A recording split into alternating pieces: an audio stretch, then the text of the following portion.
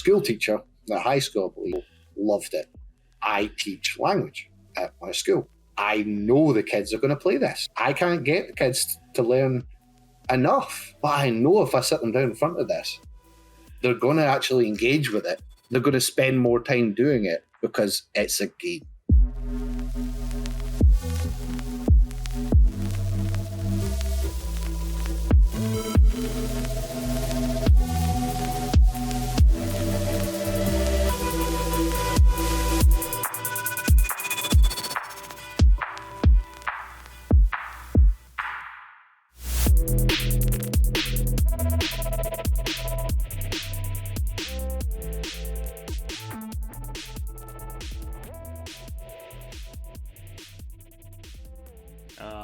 So yeah, since I'm going to add an intro later, it'll be something like this, what's up, guys? Welcome to Sperdunky and Friends. This is the Indie Game Dev Live Show. I'm Sperdunky. I'm a level designer with CoralWave, but I'm also a developer with North Force Games. Check out northforcegames.com or sperdunkymedia.com. You can get the episodes to this show. And my guest host is my older brother, Mike, or Cybernetic Druid. Go ahead. Hey, I'm Cybernetic Druid. You can call me Mike. I'm a software engineer working on games and crypto stuff. You can find more about me on northforcegames.com. Why wasn't I aware that your handle was Cybernetic Druid? That is the coolest thing. I don't know. It's just something I came up with. That's awesome. Yeah, I'm Bobby White. I'm a games designer from Scotland, working remotely. Currently working with 38 Parallel on their big update for the Terra Alia game. I believe you gentlemen are somewhat familiar with, having played the demo on Steam.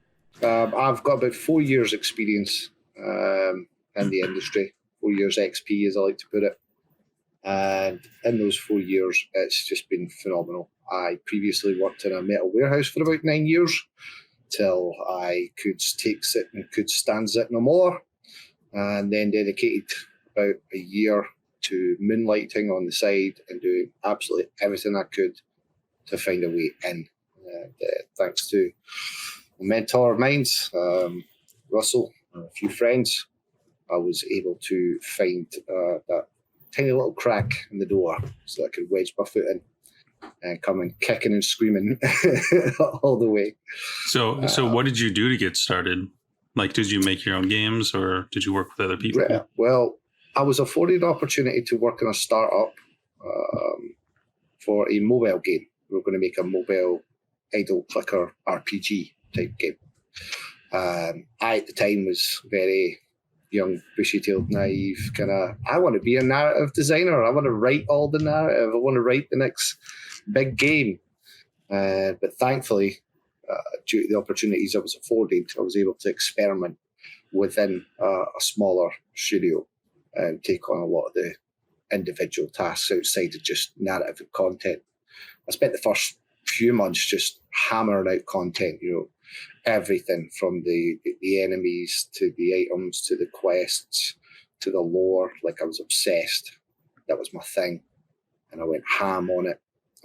But then over and above that, once we had hundreds to thousands of those things, it was time to start balancing them. And that's when the real fun began. Not long after that, I was encouraged to start looking into doing some wireframing so that we could actually address the potential UI system we were going to design. And from there, I really started to fall in love with that kind of exercise of the documentation, so to speak, and the wider areas of game design, of how I can work to communicate the cross disciplines. Working with not only the developers but the artists and the engineers and everyone else involved to try and gain alignment on a shared vision and a goal. And unfortunately, that game didn't pan out. Funding was cut. But it was actually kind of the rocket I needed up my backside, because from then I went 3 months unemployed and just applied to everything. Went absolute hardcore and ham. I applied to every job there physically was. And when that ran out, I spent my time doing homework, doing the thing. doing the game jams, doing the collaborations. Most of them don't work out, if not all of them don't work out. That being said, it was practice, and it gave me the opportunity to, and that was the first major opportunity for myself. I was able to secure a job through unfinished documentation. The job application itself said, I want a finished games design document. I didn't have a finished games design document. I handed over a 76-page document, completely worried that it was bloated, that everyone who read it was right, like, man, this is crazy, what are you doing? But the message I received was, this isn't finished. It's probably about 70% of the way done. A finished document will probably be somewhere in the realms of 100 to 120 pages. But I can see where you're going. I can see that you're on the right track. And so thankfully, they took a chance on me. And it paid off in the long run, certainly for myself. I would like to think it's paid off for them as well, but only they can answer that. Yeah, the rest is history, man. I've been cracking at it and growing at my craft and discipline. So this was 30 parallel? Fastly.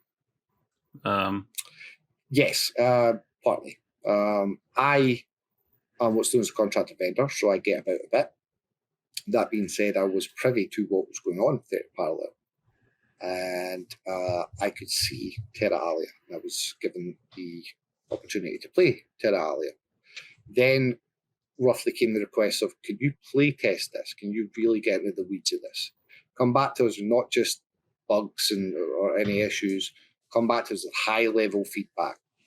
And I think because of my practice in doing that with other projects previously, I was able to give them some real quality feedback that they already were either partly aware of or had something in the running but maybe didn't have the encouragement or the time to finish off, or smaller stuff that might have just went completely under the radar. And I think that was a real big point for them to go, right, this guy's got a bit of a good ear or eye for basic kind of stuff, fundamental stuff, that can, as we all know, can slip through the cracks when a wider vision comes into place and a wider team works diligently and hardly across the project. Okay. So they hadn't quite launched the game yet when you got there? When I got there, the game had launched. Oh, okay. Let's just say it wasn't the greatest resounding success. It wasn't Game of the Year. Mm-hmm. You may have noticed. The game itself, we're fairly happy with, but the reception wasn't as clean as it could be. Some of the feedback we were getting was mostly kind of bug fix, quality of life type stuff, but there was a few higher level kind of bits of feedback that were recurring, and it was along those same sort of lines that I was identifying the kind of stuff we were talking about. I ended up essentially being core to the development of the design of this update. So what we say when we're saying this is an actual update, this isn't just a typical patch. This is a big update. We're calling it 2.0 because, as you gentlemen know, you played the demo. It's wonderful, but there are some corners that could be smoothed. Yeah, I just saw. Yeah, I just saw a post addressing concerns about the combat. Yeah, the combat's fantastic, but it's also very odd. We've created this really cool kind of turn-based system that isn't the typical standard turn-based system you might have noticed. Mm-hmm. It's not really shot for shot.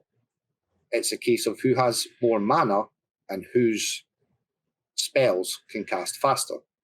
In the game, we call our version of mana Lingua to time the language element of the game. So for anyone who's listening and hasn't actually had a brief on the game, Terra Alia is a language learning RPG based in a fantasy technological world where you take on the role of an ex-student who's basically been shouted by one of your old professors to come back and visit the old grounds and say hi. But when you get there, she's gone. She's AWOL. And there's a big hairy mystery within the school to find out what happened and why. And one of the first things you get is a wand. If you use that wand, you can click anything in the game, literally 99% of things in the game, and it will tell you what that item is in whatever language you've chosen to learn.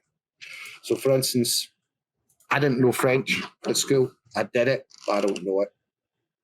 I chose to go English to French, and I was shocked at how much I'd actually retained and how much I actually enjoyed it because I kind of knew some of the answers, you know? So I was able to not cheat the game, but certainly had that little leg up for starting with a language. And that's really where I think we found one of the interesting things of this is we could call it a language learning game, but that would be unfair to the game aspect of it.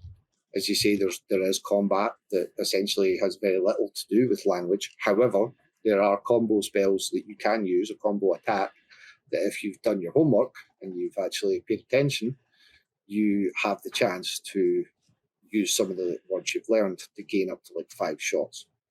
I am not a huge turn-based combat fan. I never have been. It's always really turned me off of those very traditional RPGs.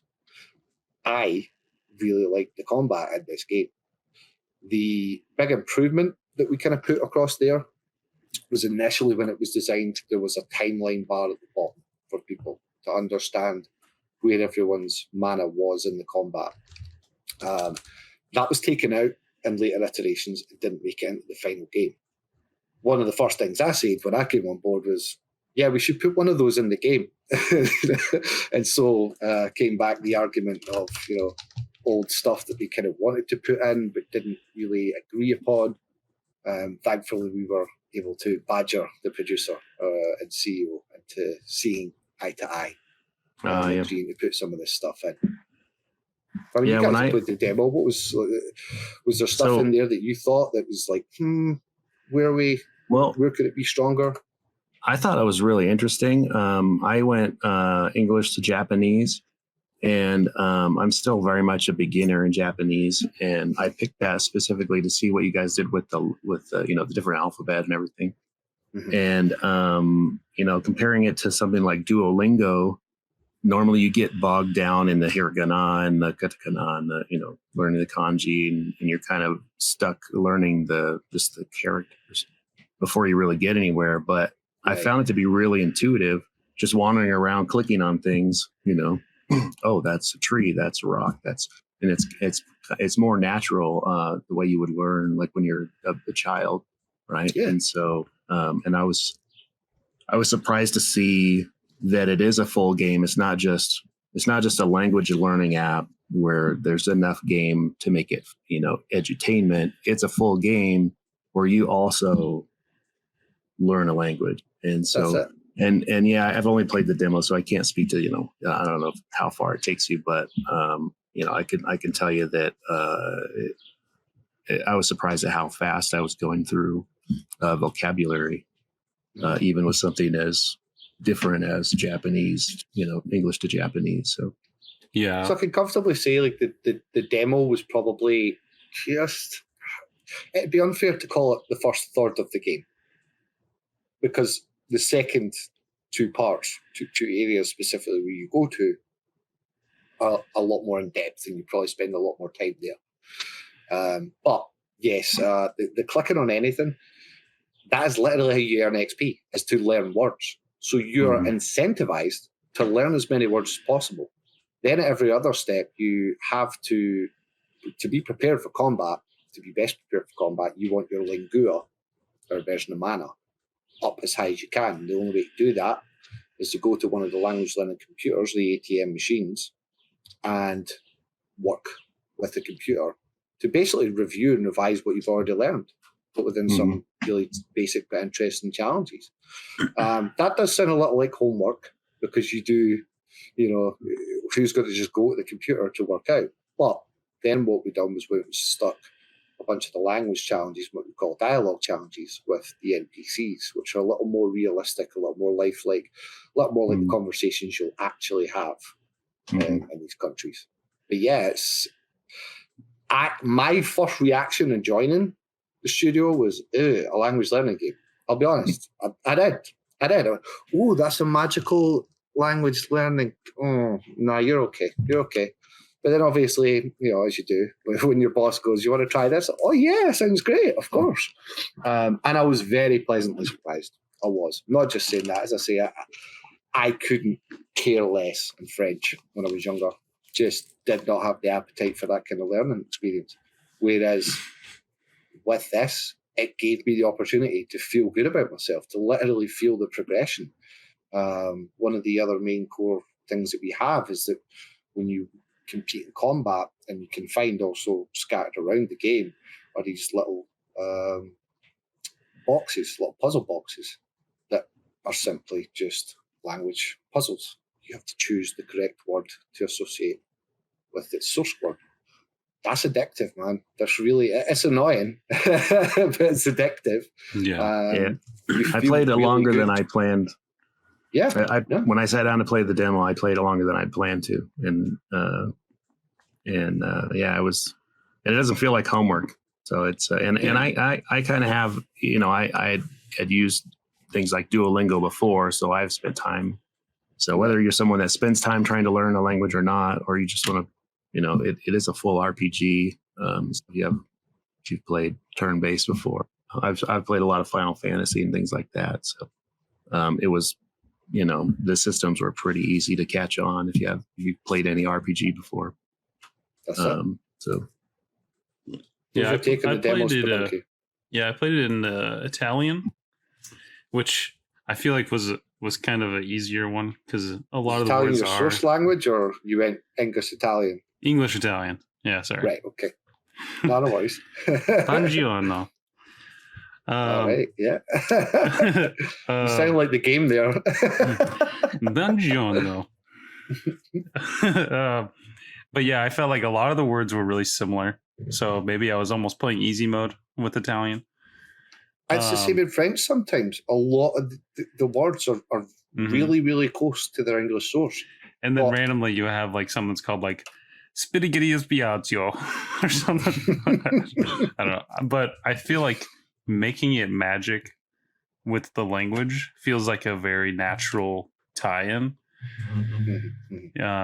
Because I mean, it's like you're casting spells by speaking. Yeah, well, I mean, quite literally, as I mentioned before, in the combat, we have the situation where if you can retain enough of those words, and it's not the hardest part, but it does put a little bit of a timer on you. So there is a little bit of a, we call it in Scotland, squeaky bum time when you're deep in combat to make sure that you get those words right before the timer closes in and cuts it out. Oh, yeah. It gives you a huge advantage to be able to answer that correctly and get 5 shots square at your enemy. Excuse me. Yeah, I'll say in the demo, I feel like it does a good job of escalating the combat. Just giving you each little part of the combat every time you do one, every time you're in battle. It just adds just a little bit more. And I feel like the last battle was the most fun in the demo. And that probably more represents what it's like for the rest of the game. Yeah, so definitely across the board with the initial release, I believe the studio was quite happy with the balancing on the whole. It certainly does increase in difficulty the further we go. One of the things I noticed myself, I'm quite a average kind of gamer in some senses. I tend to go the easiest route. I tend to skip some of the hints and FTU tutorial stuff, just kind of fly through and then realize, I don't know what I'm doing here. I didn't find the combat anywhere near as troubling because of that. It was very enjoyable and, as you say, very intuitive. We have, however, done a little bit of balancing on some of the spells that were there, because when you got deeper into it, some of those spells maybe weren't as well balanced as others. Essentially, just not giving you as much fun to play with them. Not encouraging a second playthrough, try different stats and different builds, so on and so forth. But we spent a lot of time with this update really looking closely at those spells and those encounters to make sure that they were as finely balanced as we could make them. And I think it certainly pays off and shows off with the new version, I would imagine. Can't speak on behalf of the users. We'll see. Yeah, I do like that it does feel like it's a genuine game with like a world and lore. It's not just, today we're going to learn how to say hello. Yeah, that's it. I mean, the game's producers and writers were absolutely entrenched in this stuff. Like, speaking to them for like 30 seconds, and they're going into the deep history of the world of Terra Alia, and you're just going, wow, okay, I thought I was just playing a game here. But the characters, especially with your factions, are very, very unique. We've got a lot of crossover here between the mythological, but also wrapped in a almost cyber technomancy kind of modern adaptation on that side. I think that gives it a nice little edge. Yeah, that's an interesting take too. Is that it's an alternate Earth, basically. Yeah, essentially. And that the different races evolved with mankind, basically. That's it. The technological side of it there, it really just brings it into the now and the future as well. Just that extra little touch, because fantasy's all fun, high fantasy and what have you. But mixing out with technology is even cooler, in my opinion. My dog's gone. Oh, that's all good. Yeah, I mean, I don't know if this was your guys' inspiration, but it does have a feel kind of similar to like Harry Potter. Oh, yeah. And I would see Harry Potter fans being into the world of Terra Alia. Oh, certainly. Oh, sorry, I poured that right in the microphone. I mean, the Magical Academia side, like, it's been such a huge pop and culture since Harry Potter, and even before. I mean, me and the missus tuning into an old show she used to watch. You guys might not be familiar with that. I think there was an American equivalent, but it was called The Worst Witch.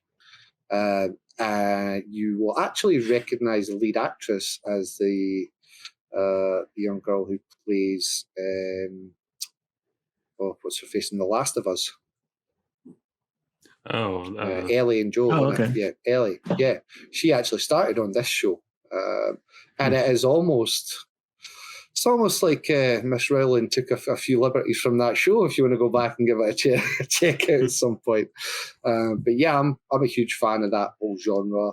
Watch a bunch of anime as reference as well for myself, along those exact kind of lines of My Little Witch Academia, all that kind of stuff. I'm a huge fan creatively of anything that takes me out of the world I'm in, and just kind of places us in this fantastical, different kind of, living space that you can just disappear into. So as far as I'm concerned, that's what it's all about, man. That's what it's all about, Just want to let you know real quick. Candonian says, "It's me, your boy," and he said he's a big follower of you. Oh, he's my stalker, honestly. Yeah. So I'm curious about the language work that went into like the pre-production. So did you guys have like language experts come on, or you guys are all polyglots or whatever it's called? Well, bilingualists. Yes and no. So tangentially, we do know a lot of people who know a lot of languages. There are some members within the groups who can speak more than one language. The absolute massive amount of work that was involved in this, I think, was maybe somewhat underappreciated at the time. As anyone who's made a game and then done localization for that game can attest, it's a bit of a pain in the backside getting everything translated. Yeah. If you can then imagine that times 10, but then not just times 10, it's times 10 times 10 times whatever. Yeah. Because for every single language we have in the game, you have to then pair it with the language that you're going to learn. So, for instance, what I'm describing here, folks, we can't really see what I'm talking about, is we have 10 languages. You can choose from those 10 languages how you wish. You can start with English to French, or you can start with French to English. So you would be learning French if you're starting English, or you'd be learning English if you're starting French. That pairing then goes on exponentially between those 10 languages. Then we've got to think about the hints and all the tutorials and all the dialogue within the game itself. Basically, a lot of work went on there with a company called GameScribes, I'm sure I can mention, who do our what's called LQA, Language Quality Assurance. So they have the fantastic job of having to sit there and go through absolutely every language pairing possible to make absolutely sure not only does it work, does the UI work, are the voiceover sounds working, is everything coming in at the same time. It's not perfect. There's room for improvement with these types of things, as always. However, considering the scope of the game and the potential there, I think the team overall has done a fantastic job. I know one of my tasks specifically, as I am not bilingual, as I say, French was my only subject in school, couldn't learn it, didn't really see the point. Regret that now, most certainly the older I get. However, having played this, seen the opportunities for, well, I could probably get a nice little shaving of the language. But one of the main things that I came in and done as a games designer specialising in narrative and content creation was to really just go through the entire script of the game, every single piece of language that was coming to me as an English reading and speaking person, and make sure that that was right. And not only that it was right, but that it sounded right, that it felt right. And for instance, some of the things where I was finding trouble and some, shall we say, lesser skilled gamers like myself, potentially, were finding trouble with specifics of quest stuff. And it's not that there was anything wrong with the quests, but the quests were not specific enough for someone like me, who would end up running around in circles trying to figure out what it meant. And that was just, you can't even really say that's a localization thing. That's probably just literally more down to a literacy type thing. How well are you reading this? How well are you paying attention to what else is going on around you within the game? But one of my pleasures across this update was to be able to have an impact on that script, and an impact on the hints, and an impact on the FTU, the first time user experience, so that we could streamline it as much as possible, so that we didn't take any of the enjoyment out of figuring these things out away, but we were as direct and clear as possible for every quest and for every hint. And anywhere that didn't have a hint, needed one, got one. But then, of course, my boss wasn't too chirpy with the laundry list of hints that then needed translated across 10 different languages and LQA tested. So we had to go to the cutting board and really, put pen to paper and put our minds to work to, right, what do we actually need here? Is this just a skill issue? Is this just you not paying attention, Bobby? Is this, are other people passing this quest fine? But yeah, it's an extraordinary challenge, and I think what the teams managed to do overall there is just phenomenal. I struggle to think of any other game that has that same sort of element and had to go through so much to get this side of it, the LQA, as good as we could possibly get it. So at one point, or at what point from launch did you take on the role that you're in now? And then from there, we can talk about the changes that you've been making towards this big update. Yeah. So I reckon it was probably about somewhere in the realms of like 2 to 3 months after launch. As I said, I was brought on and asked to do some play testing just to give some high-level feedback. from there, I'd started to already kind of identify it, as most game designers, especially younger ones, do. Like, but it'd be good if it had this. It'd be cool if it did that. But then being able to separate yourself from that, no, this is a game. This is a vision. It is a finished product, so to speak. How do we improve on that finished product? That's what you're being asked here. What quality of life improvements can we bring to our potential audience and early adopters, people who bought the game day one? Believe it or not, one of the biggest requests was ultra widescreen. That was like the biggest. It was the biggest. It's a what screen? Ultra widescreen. Oh, okay. Yeah. Oh, widescreen. Yeah, just for people with those little bent curve widescreens that go on. That was overwhelmingly one of the biggest requests that we had. So we had to do a lot of jiggery pokery type stuff to figure out how to make the game go to ultra widescreen without breaking it. It's interesting. And as for me, it was always just personally, it was always about, as accessible as the game is, let's make it as accessible as possible.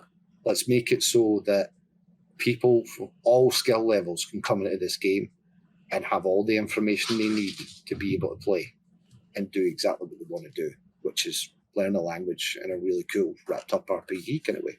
So I'm waffling here, but I forgot to start the second point of your question. Oh yeah. You said when was I brought on? Yeah, when you were brought on and then the game launched and you were still kind of like in a QA almost sort of position, or yeah, essentially. Okay. And then you could say I was shadowing. I was shadowing production. I was shadowing a lot of the meetings, a lot of the stuff that was going on there. That grew into okay, here we're going to do a big update and we're going to swing for the fences with this update.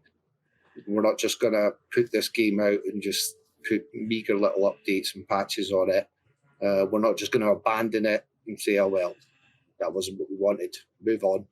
We're going to go out and give it the polish that we all feel it deserved.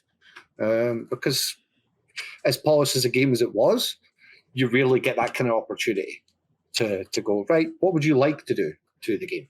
What would you have really liked to have had in this game? Or what do you feel that the players most want from this game, and can we put it in?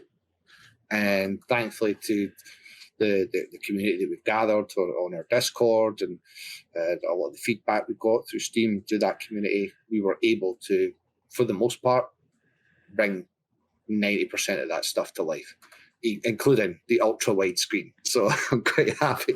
Yeah, I can announce, really cool. Folks, ultra wide screen's a thing. Yeah, nice. Yeah, that's something I'll be eating we my lunch talked tomorrow about. If that gets cut. An idea we talked about in the last episode was, back when you had to ship on a disc. Yeah. The game that you made at that point, that was pretty much the game that everyone played. Mm-hmm. And companies have kind of abused that, but it's also a really good thing now is that you can keep your game going, and you can have a business model of, instead of making a completely new game, we can make the game that we have even better. Yeah, well, I mean, I noticed that. I was listening to that episode. It was fantastic. And I, as an old school gamer, 37, I grew up on Commodore C64, gone on to SNES and then 64, that kind of stuff. I truly remember when the game was out, there you go, it's done. That being said, they were a bit simpler. Yeah. There was a little less 3D about it for a lot of them.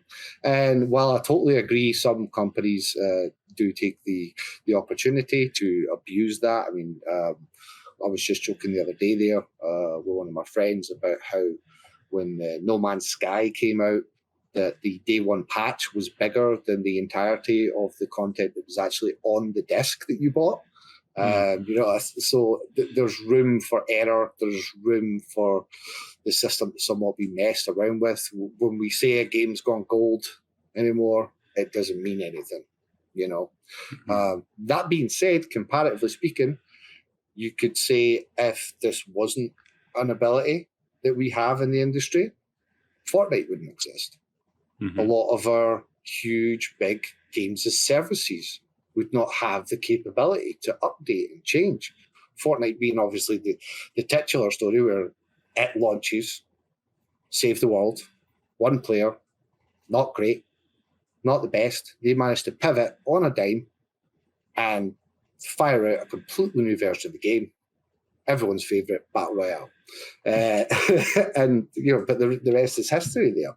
Mm-hmm. I think, especially with a game like this, we aim to have, I certainly believe the aim was to have the game out in its entirety as we are happy with it. And for the most part, as I say, I truly believe that's how it came out. One of the biggest follies, I believe, was actually that we didn't really understand the ramifications of what it meant to be a language learning RPG.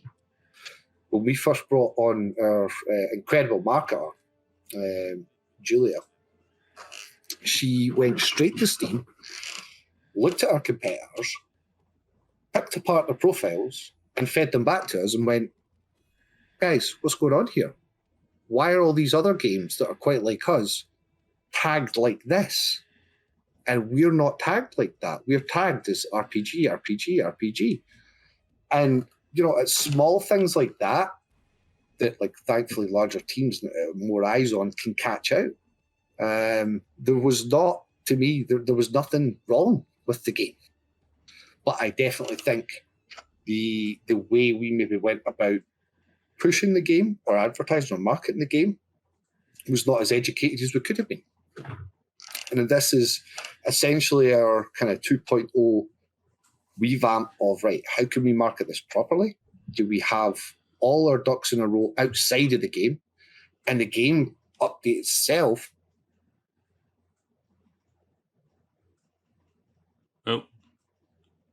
Oh, we lose him.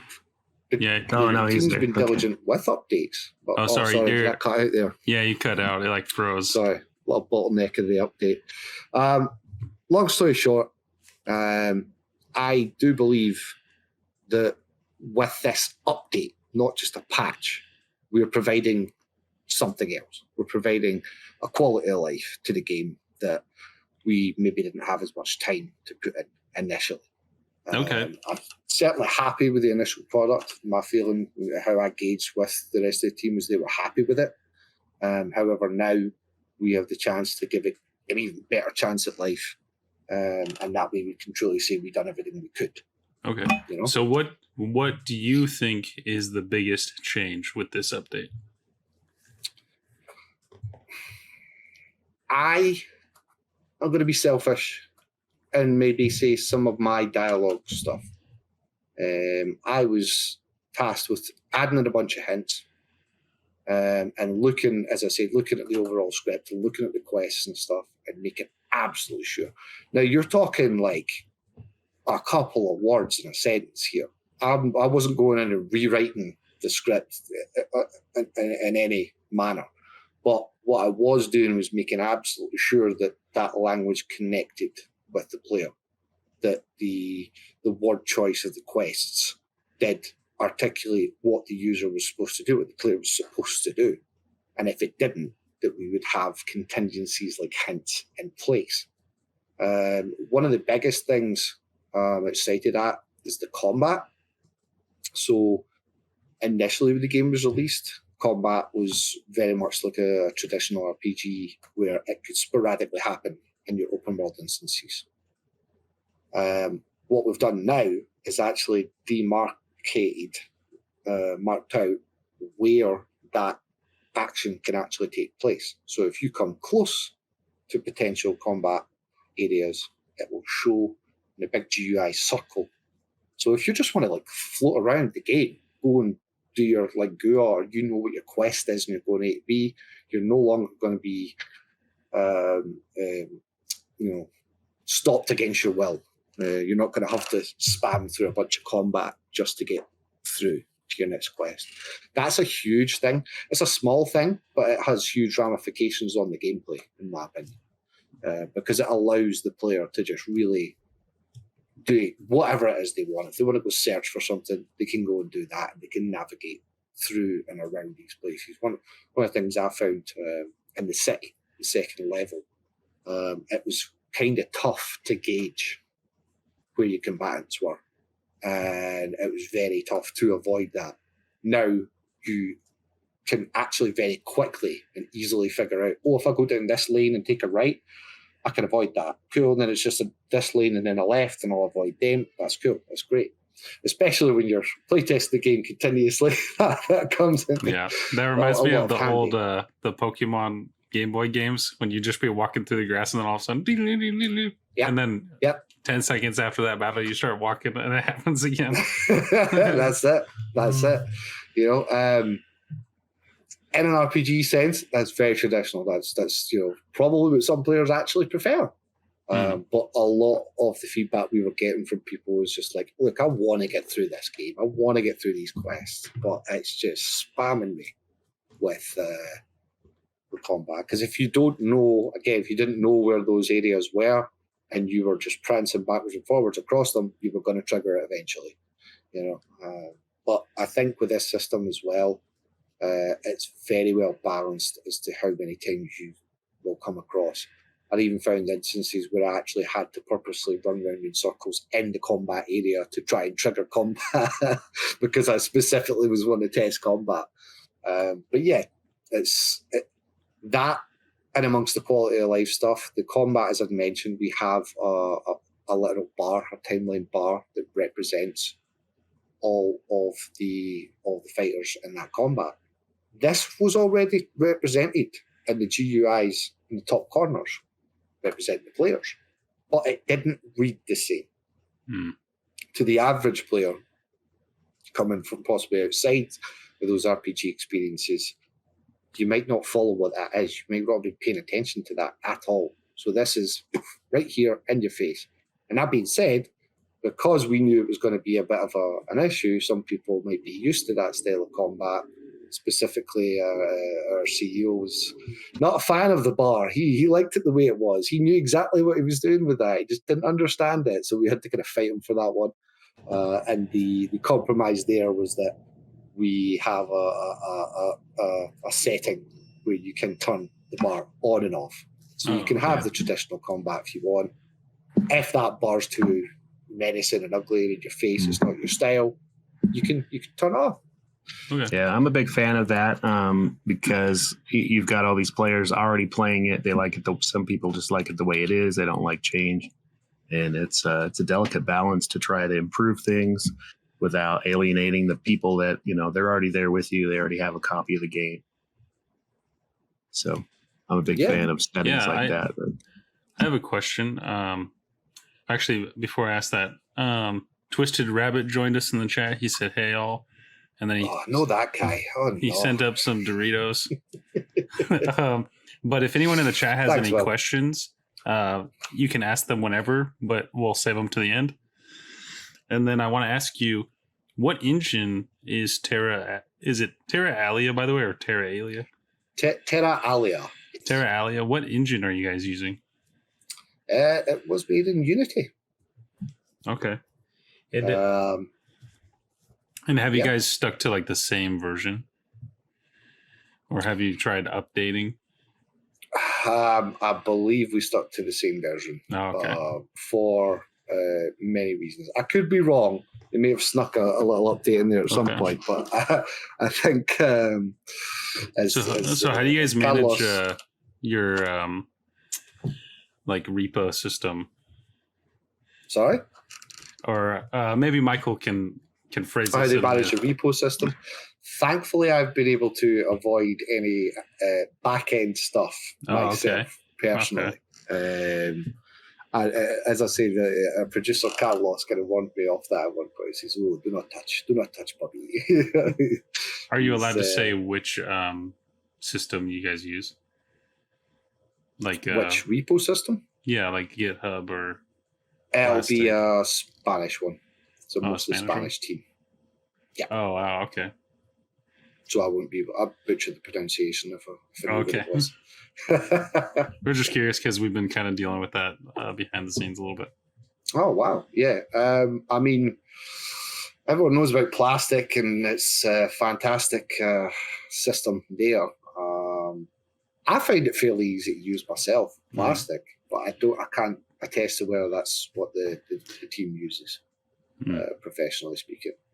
Okay. I'd imagine they're using a third-party source or an external source. What I'll do for you is I'll give them a question on that and see if there's any recommendations we can throw your way.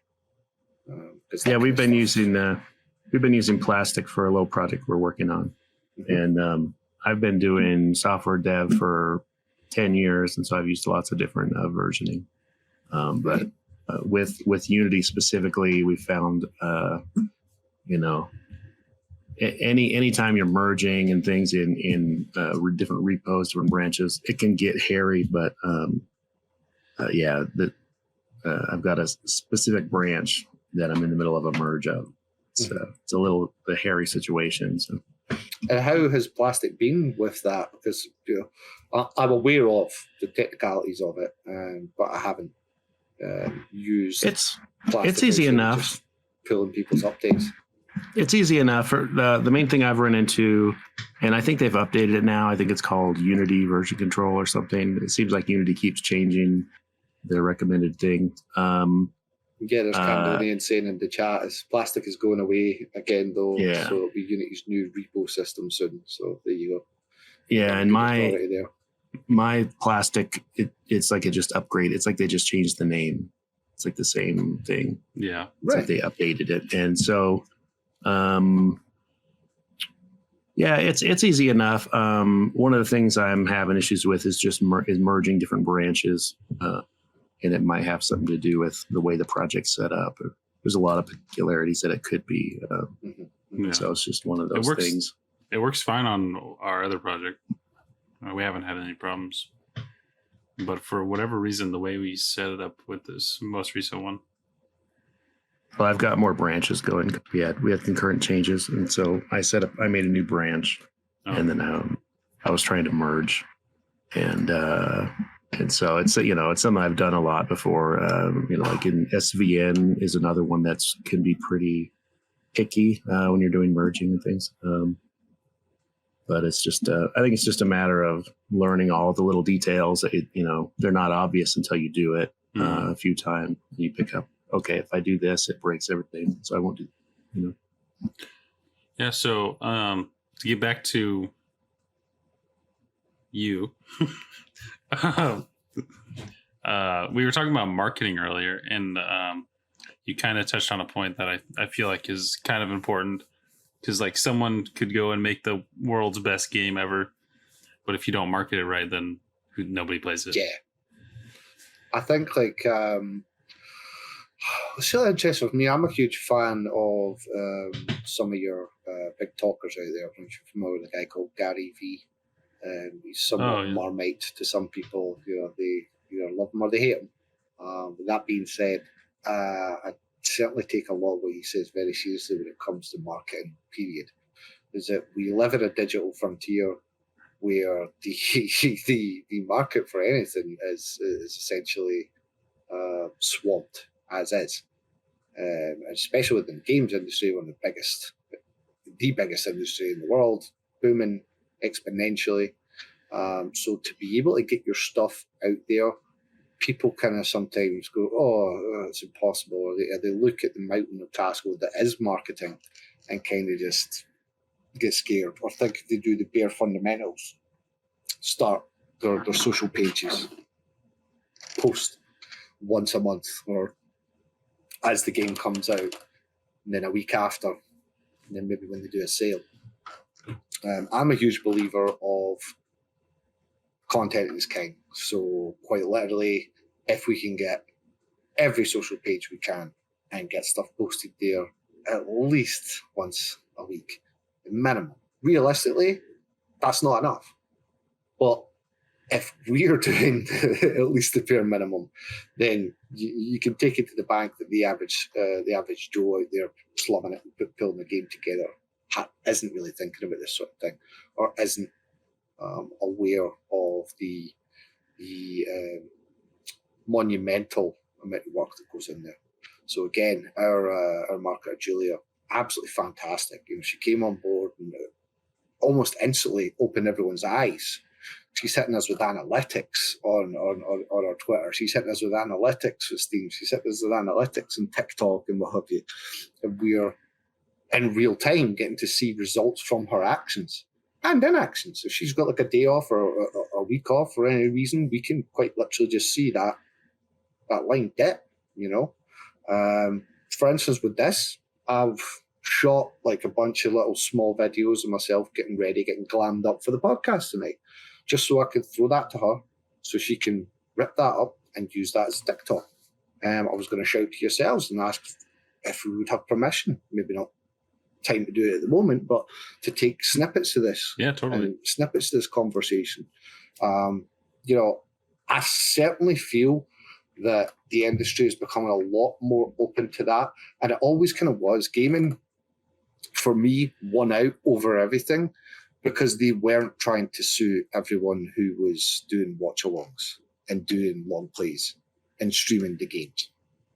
That's why this is one of the most booming industries. Over and above the interactivity, I cringe when I hear about companies going after the small teams or the small streamers or content creators over silly, minuscule things. Yeah. It makes no sense in an age where everyone has a camera, everyone has an account. Kids are growing up wanting to either be influencers or gamers, or both. And the beautiful thing about this industry for me is the connectivity because of the ability to go, no, hold on, just wait and see. Everyone's streaming the game. That's really cool. That's really good for us. Everyone's talking about us. That's really good for us. Again, microcosm and macrocosm there because we start speaking about small indies who don't have that experience or don't have that mindset. I could speak from myself from experience of working in some expos where we've done a convention fairly recently, myself with a friend. You will walk through the indie booths and you would see one or two booths that were on their stuff, that had their marketing ready to rock and roll, that knew how to draw attention. And then you would get the solo dev who's standing in a blacked out booth with nothing but his game and him standing next to the chair, kind of looking around, doesn't really want to make eye contact, doesn't want to speak to people. That's not a bad thing.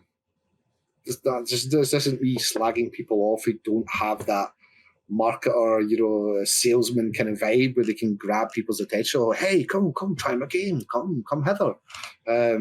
But if you don't have that capability, I would recommend it's important that you either try and find someone who does or source out that type of service from someone, because the marketing side is it can make or break a game, quite literally. We look at like overnight successes sometimes, your Stardew Valleys, your Among Us and whatnot, and just imagine that it was just the luck of the draw that they put everything into that game and by golly, everything turned out great for them. But if you actually go and do the research and look into how that stuff went down, those people were backed by really good publishers who had good marketing and knew what they were doing when they were marketing that game. Yeah, and these days you almost need to start selling it as soon as you have something to show, a screenshot or anything at all, and put the thing out there, build a community. Discord's a popular one, and that the marketing, it really is something to not skimp on. It's a whole skill set in itself, especially with every platform is different. The hashtags on this one won't work somewhere else. Twitter just changed their hashtags. They don't want you to use too many hashtags. Other places you can use up to 30, and just for one person trying to figure all that out, you almost just need to just post, just keep posting, see what works. Like you said, the analytics. There's a few free places you can find analytics. Just whatever you get any traction on, just keep doing that. And Yeah, I I've would been say really privileged with being able to work closely with Julia and see how she approached the whole process, and watch her growing our marketing system. And again, there's always room for improvement. But that being said, she's firing on all cylinders. She knows as much as she can about Steam. She knows as much as she can about Twitter and these other platforms. And from that, it becomes apparent, as you say, like your typical dev, they know everything they know about games development. They're in the game. They're busy creating the thing. They don't have the mindset of, oh yeah, but I'll have to post 3 times a day on Twitter and TikTok, and but certainly from day one, if you can, it's probably recommended that you do everything you can to document the creation. Again, go back to Gary Vee, one of the things he always says is document, don't create. Because people will get caught up in thinking they want to make some really cool, flashy video to show off what they're making. And that, in and of itself, takes time, takes skill, takes money. Don't bother. Grab the phone, make a TikTok, take the screenshot, pop it up, go to Reddit, go to Discord, get involved in some of the voice chats.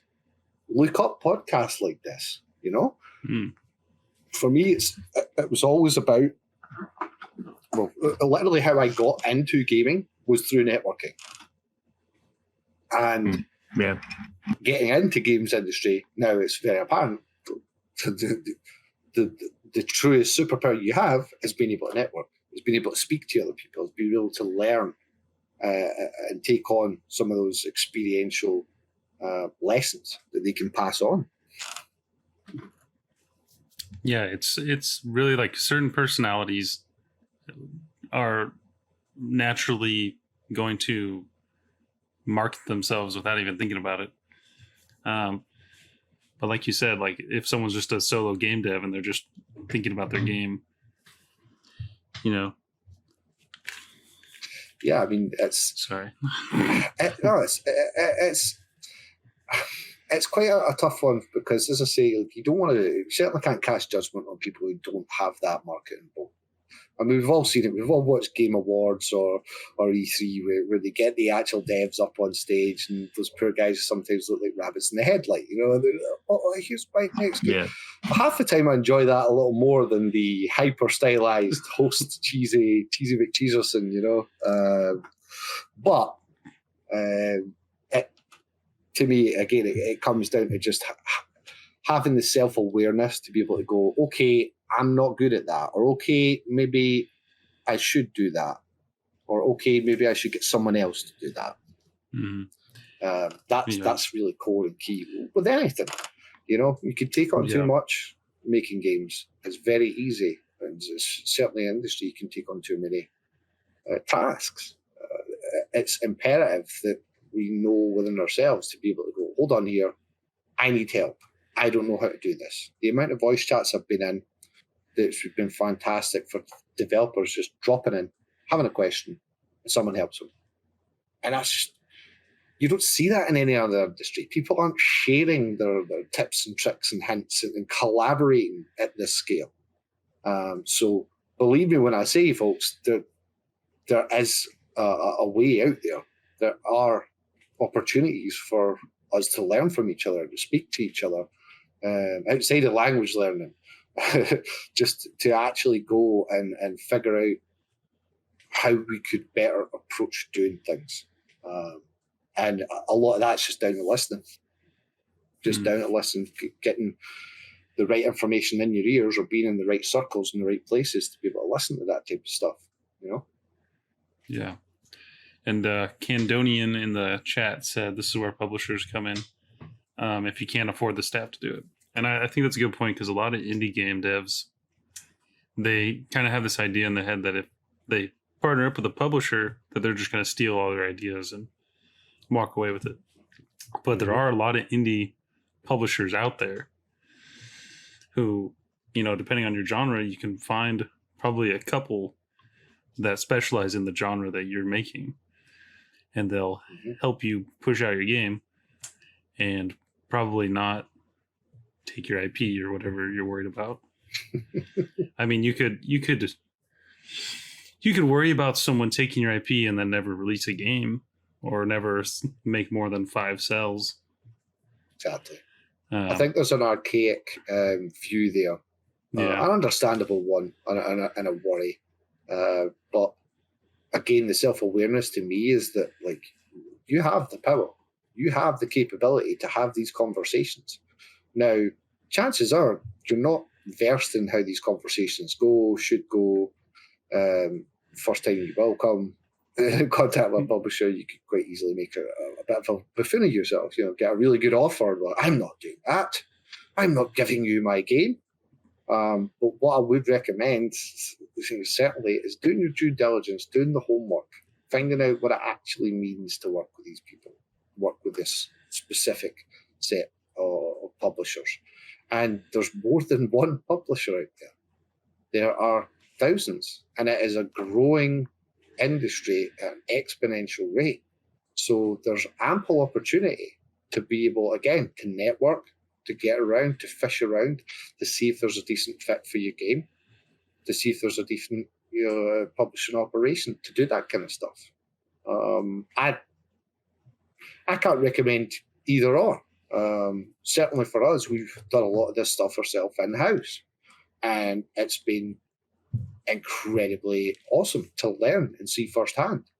But then there are areas of opportunity where you think and you look, maybe next time it would be a good idea to hire a full marketing agency or do a lot of pre-planning on the marketing way in advance. Or, as you say, stage one, day one, games inception. Let's start the marketing and grow a community based around that. There's more than one way to make a game in 2023. Yeah.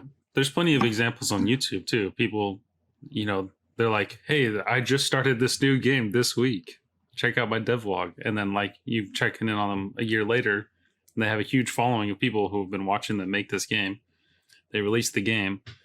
Everyone who's been watching them buys their game. And it's like, yeah, and I'm just starting out at YouTube. And, I wouldn't say I have like amazing numbers right now, but as far as like, I've been doing this for a month and consistently the views and things are going up, the interactions going up just by doing it. I wouldn't say I necessarily put in blood, sweat, and tears all hours of the day doing this. I'm kind of just casually doing this, and it's just the numbers are going up. Yeah, And, that's it. And I feel like there's a lot of examples out there of people just doing the work of putting your things out there, and it just naturally will go up and your reach will increase. Yeah, you got to start somewhere. It might be rough when you first start, but you just got to keep going and you improve as you go. One great thing about this format is you can cut shorts out of it and repurpose it. Like you already mentioned, you can turn it into shorts and TikToks and whatever else. Yeah. So I find that, like, certainly, it's a double-edged sword as what we're talking about. So some people can just hob it away and do it themselves, but the main juice or lesson to be learned, as you're saying from there, is like you have to do the thing. Mm-hmm. You have to do the thing, and you have to practice doing the thing. You have to get feedback on doing the thing. You need to put it out there for it to be the thing.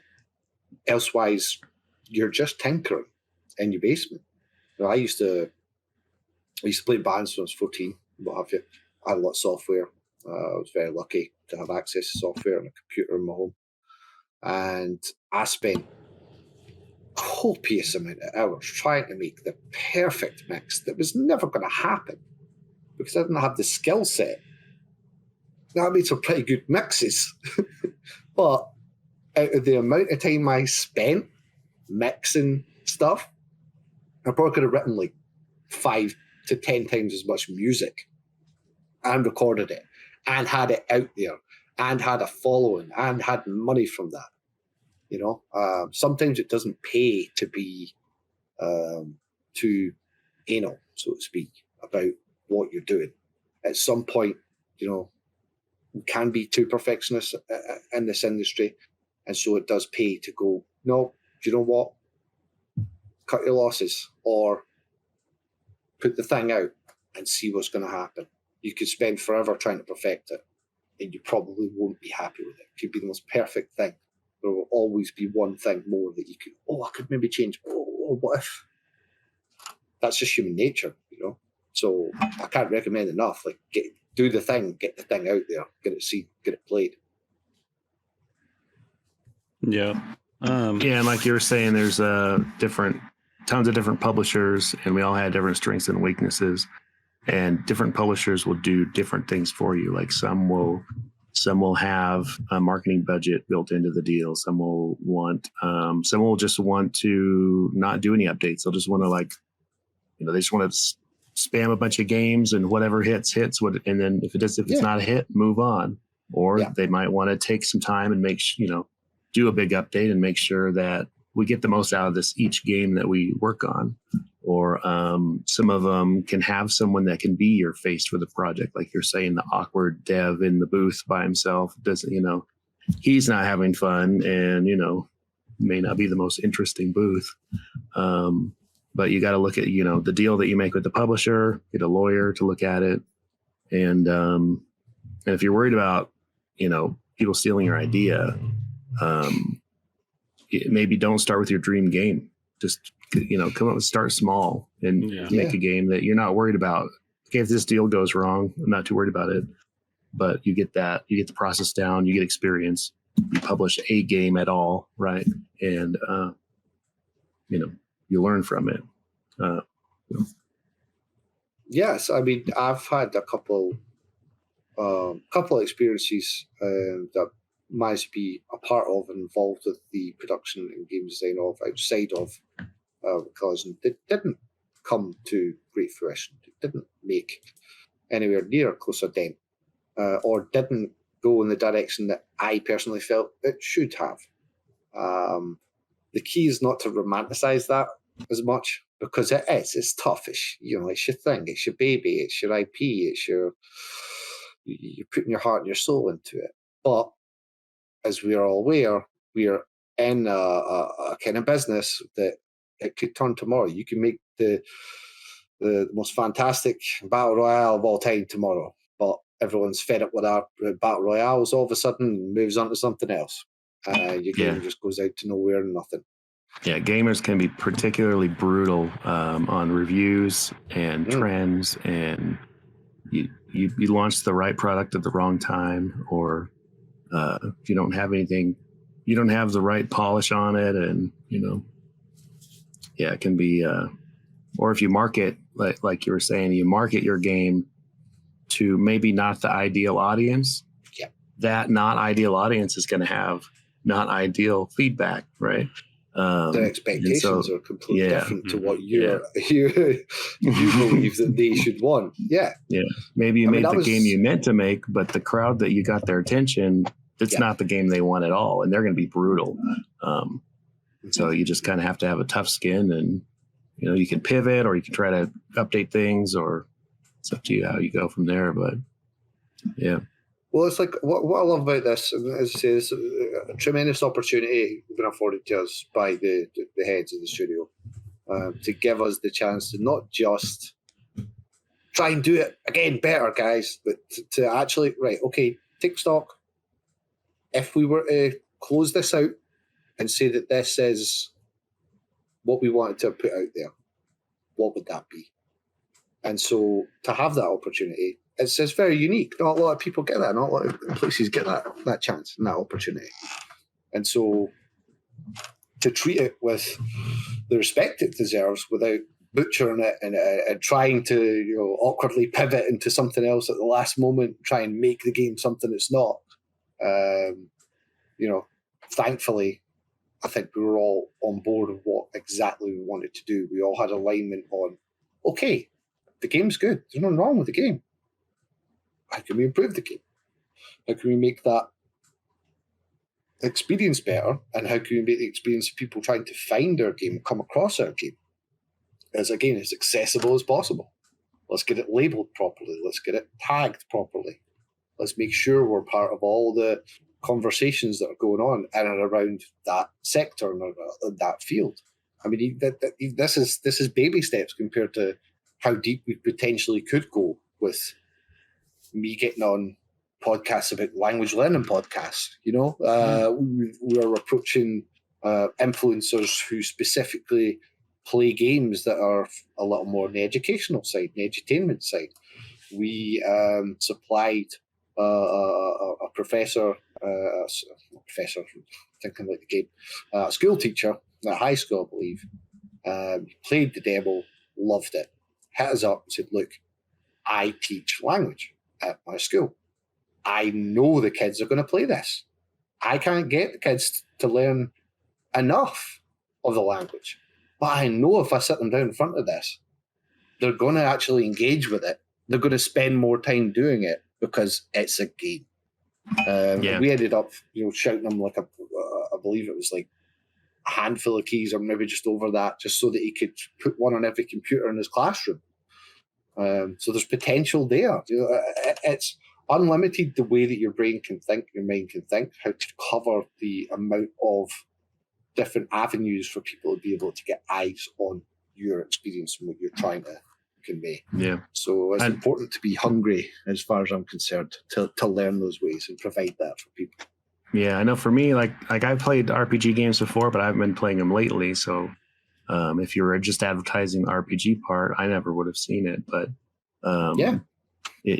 someone like me might, even though I'm a gamer and I'm working on games and I'm all about games, it might be easier to reach me by going through the language learning. It just depends on. I mean, even with the messaging for myself, when I first clicked on it to language learning, I'm like, But the way we kind of look at it is RPG players are going to find the game. If they are deep enough and have played every RPG possible, they're going to come across it. Language learning enthusiasts or edutainment enthusiasts, not so much. Now they've got as much of a chance, if not more, than the RPG people, and they're going to find this and quite possibly find a new love for RPGs or for turn-based combat or even just that form of edutainment. So it's exciting. To get a second swing as well, the 2.0, it's equally as exciting. But come what may, we've managed to, in my opinion, carve out a really cool and unique experience, which not a lot of people can say, especially in today. I think the core stuff is key when it comes to a lot of games, and that kind of stuff gets overlooked, whereas the core gameplay for a game is very strong. So how did you guys evaluate some of the criticisms? Did you have like a folder where you just put screenshots of comments, or how did you guys go over that originally, and what was that like? Right. So our community has a bug report feedback channel where people can feel free to give actual bug reports and actual honest feedback. Now, as you'll know, there are known knowns and known unknowns when it comes to bugs in the shape of, it's a bug. Can you replicate it? Nope. But this one person may just keep spamming, but I've got this bug. And it can take a long time for that type of thing to get found. Thankfully, again, thanks to Julia, she was very much on top of that feedback and response because a lot of the team was very much entrenched in this update. We knew what a lot of the bugs were, and those were essentially either already been working on, or we have a rough idea how to fix that, or it's just going to have to come with the update type thing because of the system requirements.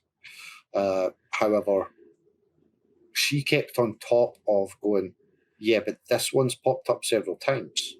Yeah, but this one's more than one person. Yeah, but I've actually been able to replicate this on this device, but not on this device. So the team itself as a whole has certainly gelled well together to try and find those type of things together. We don't have a QA department as most, indie studios do, or don't, sorry. So you wear a lot of hats. As I say, I'm involved in the marketing. I'm involved in the play testing and the QA side of it. So a lot of that has been hands-on stuff for us, just kind of get into the weeds, see if you can make that happen. If you can't make that happen, play it on something else and see if it happens, and play it several times to try and make it happen. I was really quite chuffed with myself. I managed to break the game in new and exciting and unknown ways, stuff that the producers got red in the face. Like, you shouldn't be able to do that. How did you do that? I just did it. I just did the thing. I clicked like crazy when I shouldn't have. That's always fun. Yeah, it's just part and parcel of the learning course, I've got a good friend that works in QA, and he is cursed and blessed with his superpower of being able to break anything. And I do mean, I think we were at a McDonald's not long ago, and he broke the UI in the goddamn McDonald's machine. like, how did you do this? Went to the cinema and she couldn't book his tickets properly in the cinema. And all that. That's your fault. But yeah, it's a lot of it. A lot of the feedback was fundamental, and it's about recognizing what's a bug and what's a one-off and what's a bit of a skill issue. Just reboot the game and play it again. Is it working? Okay, yeah, sure. But as I say, that's community. That's because we've garnered enough people within the Discord who are passionate about the game and do want to see it succeed. And when they come across a bug, they aren't just like, they're going, hold on a minute, actually, I can speak to those guys and feel that they'll communicate with me. And we've had open lines of communication and dialogue with people from Steam, from the Discord, from every other facet of social media. And is this a public Discord? Yes, it is. It certainly is. I should have probably sent you. This is Terra Alia 30 Parallel Community Discord. I believe you may actually only. It looks like there's links off the site. Right, okay. There you go. That's fantastic. I can just I think the only other way to get through it is to buy a copy of the game, but that's a bit. I was going to hold your listeners to ransom. Can't get in the Discord until you buy the game. But yeah. Okay. Well, yeah. I meant. I just wanted to plug it in the. If you're watching the edited version of this, it'll be in the description. And then, we've got all the socials, the Twitters, the Reddits, the TikTok, the Twitters. Don't apologize. That's what I say. Like, so yeah, let's do one more plug of the game, but can you do it in an American accent? All right, guys. Terra Alia is a language learning RPG. Available now on Steam. Big update coming May 3rd/May 4th with updated first-time user experience, hints, more dialogue challenges, language hint systems, more balanced combat timeline, extensive LQA and expensive LQA, open world combat indicators, and a lot more. That's all right. That's a right proper American accent you've done there. That was my hokey one, to be fair. That was my hokey one. I apologize. No, that's perfect. That's amazing.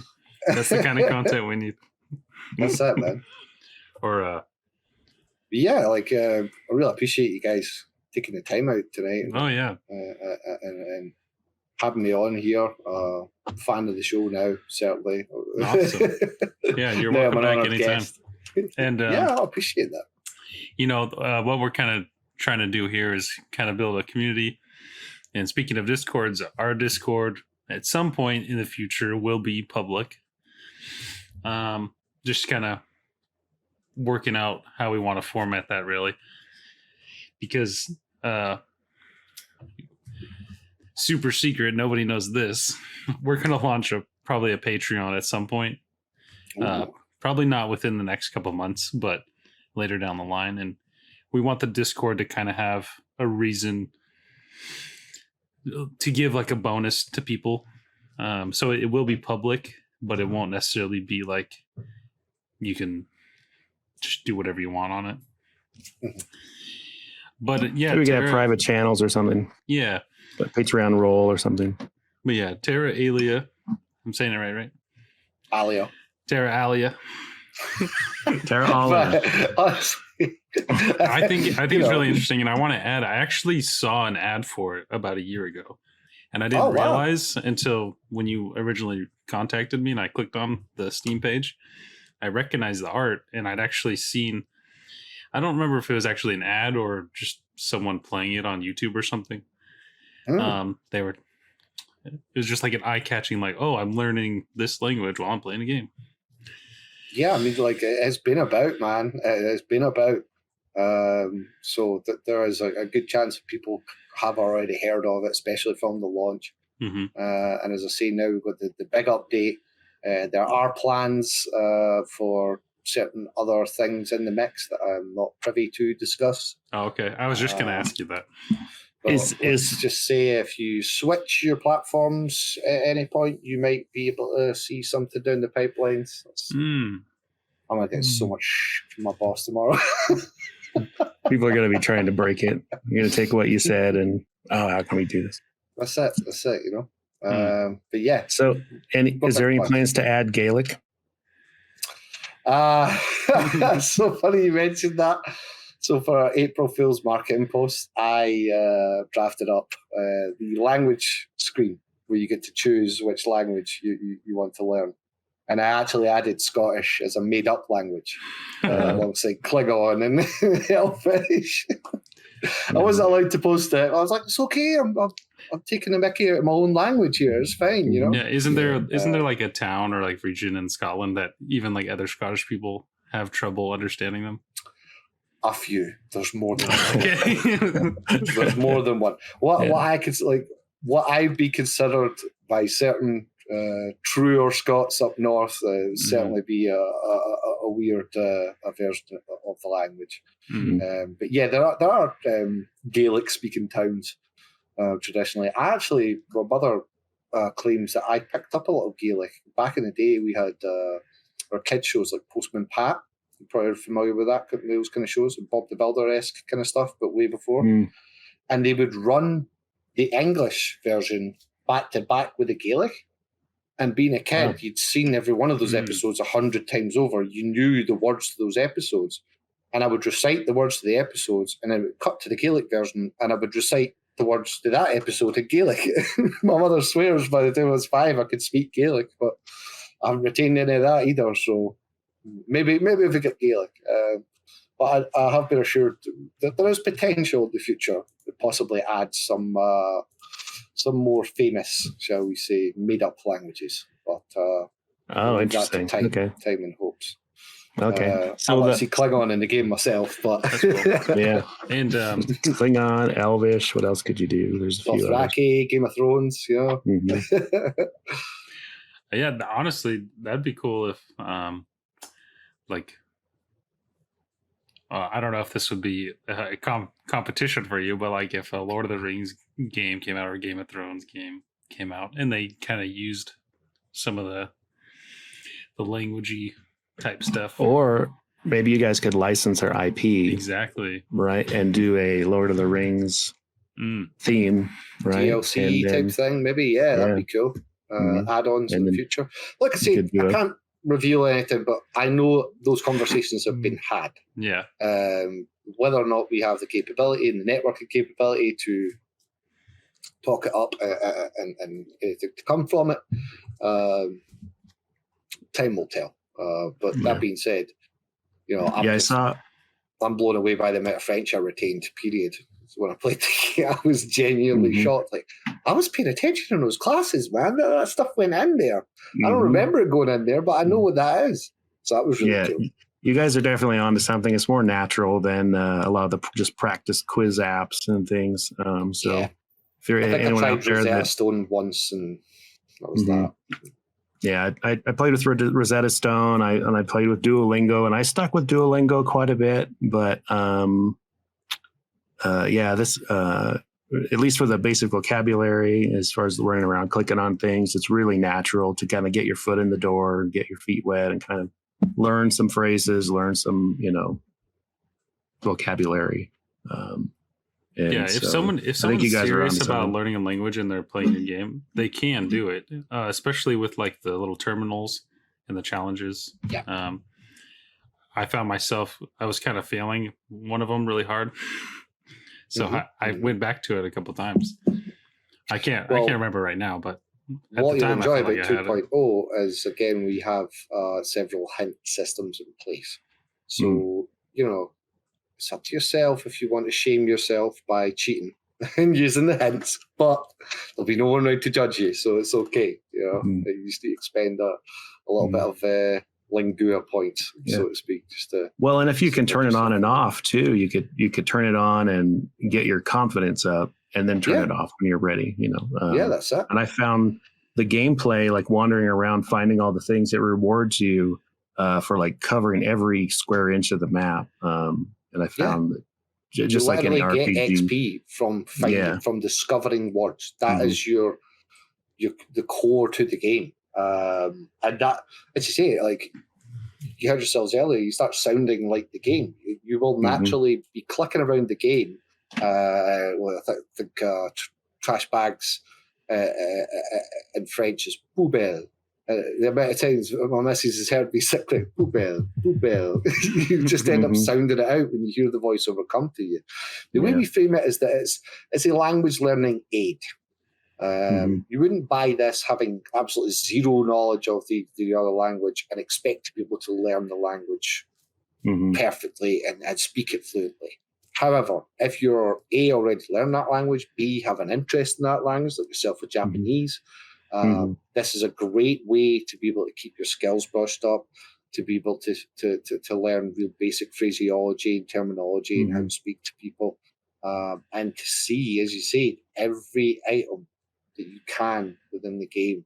It's all very basic, commonly found stuff, although it's wrapped in magic and sci-fi. But we have just brooms, benches, TV screens, doors, elevators, bins, trash cans, you name it. Everything's there. And a lot of the quests and side quests are literally centered around you going and learning the finer stuff. There's a side quest where you get sent to go to the shops for someone, and you basically have to just find out on your own, if you haven't already retained the knowledge from somewhere else, specifically what the items are. And there's a range of items there to choose from. So you not only can learn those names, but can complete the quest when and only when you actually purchase the proper item. And that's like a real life skill translation, basically. Yeah, that's it. You're quite literally learning how to do the shopping. Articulate exactly what you're after. I saw a meme on your Twitter page about learning 10 languages at once, and I thought, what if you turned all the languages on? I know you probably can't, but that would be an interesting, like, oh, you think you're smart? We'll turn them all on, and One of the things that's it's in our new trailer. Actually, I was reading over the script today, and I think it's probably a bit ambitious, but I can't speak as someone who's more than just bilingual, multilingual.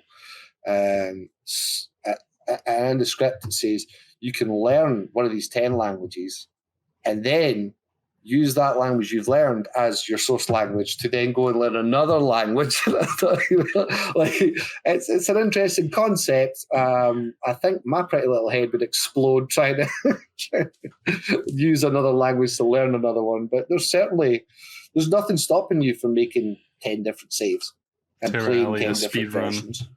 That's it. You have to do a Terra I think I'm going Alia to try speed run where you do all 10. Oh yeah, that'll be do all 10 in a row. I think. So you start. It would be possible. You pick two, possible, and then I guess the fastest way would be 2 different languages each time. So you're doing 5 run. So once you get to the point where you're speed running, you know what they're saying, whether you're learning it or not, and then you just memorize the vocabulary, and that'd be a challenge. I think even the thought of that, it's weird because it kind of fills me with dread, but also I'm like, well, essentially it's kind of what I've been doing the past few months. It's like, quickly play through the whole game, make sure it works, quickly go through it again, make sure it works, check in this language, make sure it works. We've had to literally create builds where you just had the dialogue challenges, so we would have to go down through the list of English to French, French to German, German to Japanese, and just test that everything worked, test that all the words were there and in place, And did you have a list of the languages somewhere? I went to the site and I saw, where'd I go? Oh, I went to Twitter and I saw there's a post with all the flags. And so I think I got all the flags right, but I didn't see an actual list of. Right. If you just give me just a second, I'll fill the list up actually. Try to guess. We got what? English, Chinese, Brazilian. How did you guys decide on which versions of things? Because so you have obviously the most common, and then there are ones that are just so complex. Chinese and Japanese, for instance, obviously had a lot of Korean, like Romanization or that kind of stuff. Were a lot more complex. It's like Russian, German, Spanish. Yeah, I literally had a list up. French and Italian, right? Oh, is that all? Actually, no, I can tell you in a second. We have. You can choose from. Do you want my cheesy American accent? Yeah, let's do it. You can choose from English, Spanish, French, Italian, Portuguese, German, Russian, Japanese, Korean, and Chinese. So there we go. That's all right. That's a laundry list. And a brand new car. It's a Toyota Corolla. No, so yeah, the English to Spanish has been fun because the team's primarily Spanish speaking. The English to French has been fantastic for me because I actually realised I did retain some knowledge. The English to Italian is just realistically is fantastic for a holiday destination type folk. English to Portuguese would probably be better flipped. One of our producers, João, is Portuguese, but he also speaks Spanish and he speaks English. I think he's also familiar. Do you guys with have Japanese as well? Do you guys have like internal stats? Like, can you see which ones or which combos are like the most popular? Is there a lot of people learning English?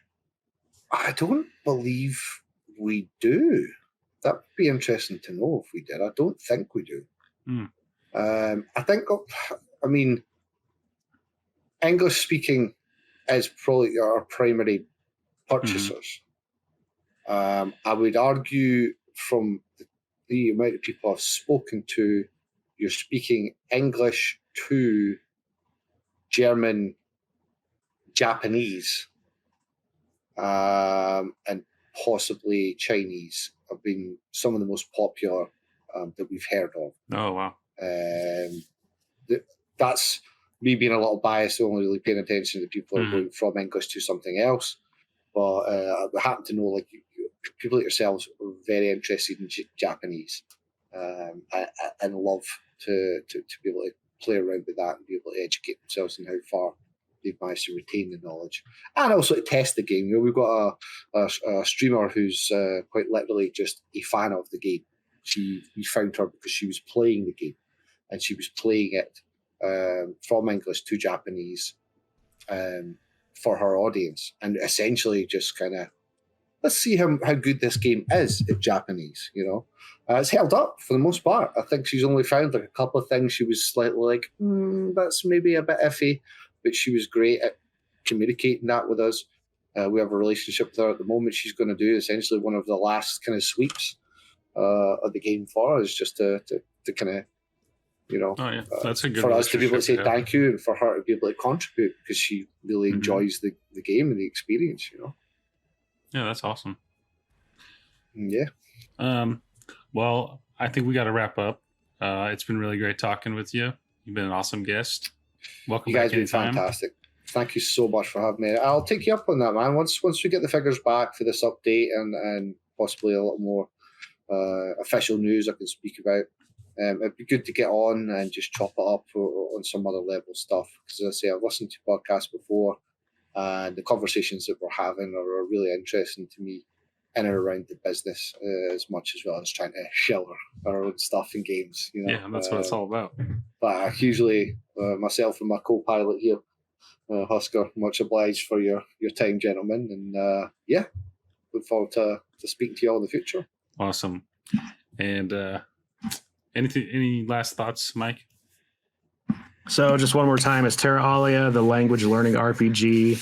If you already bought the game, the update's coming out soon, you said, on Steam. Are you on any other platforms? Is it just Steam? Just Steam at the moment. Okay. Okay. Hint. And does the update cost any money? Do we have to buy an NFT? Nope. Is there a season pass or okay, cool. Language Right. pass. Traditional single player RPG. Mhm. We had dabbled with some multiplayer stuff, but we're finding that may be a down the line for our studio kind of thing. Whereas Long-term this goal. experience That could be cool. is- Learning Yeah, language. maybe got a little distracting trying to learn different languages with your friends and such. But yeah, And then anyone that hasn't played it, the demo's free. It's on Steam. Go check it out. Pick a language and Yeah. And then as far as Sperdunky and Friends goes, this is the Indie Game live show, laddies. do you want me to say that for you properly? They may take our lands, but they'll never take our freedom. Is that bad? That's All right. okay. Okay, yeah. Yeah, let's hear one Shrek quote. Fiona, donkey, get out of my swamp, donkey. I did that too good. Okay. All right. Well, thank you guys so much. For anyone watching, like and subscribe. Let's build Sperdunky and Friends so we can showcase game devs and designers like Bobby White, our amazing guest today from 30 Parallel. And check out Terra Alia. Oh yeah. Terra Alia. All right. All right. I'm going to end the stream in now.